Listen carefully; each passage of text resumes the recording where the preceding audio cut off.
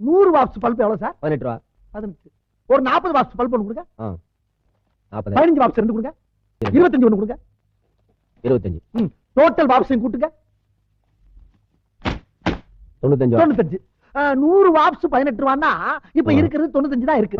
5 watts குறைவு. 5க்கு 3 ரூபாய் கழிச்சிட்டு இந்த 95 வாட்ஸ்க்கு 15 ரூபாய் ஆக்கிங்க. பாத்தீங்களா? என்னடா எங்க பையன் மேல கை வச்சுக்க நீங்க? எடா கையா எடா. வேலை என்னாச்சு? பெருசு 100 வாட்ஸ் பல்ப் எவ்வளவுன்னு கேட்டேன். சரி, இவன் 18 ரூபான்னா நான் புத்திசாலித்தனமா என்ன பண்ணேன், 2 15 வாட்ஸ், ஒரு 25 வாட்ஸ், ஒரு 40 வாட்ஸ் குடுறான்னு கேட்டேன். இப்ப நானே கூட்டி பார்த்தா எவ்வளவு? 5 2 25 40 95 வாட்ஸ். 95. ஆமா. 100 18 ரூபான்னா 95 வாட்ஸ் எவ்வளவு?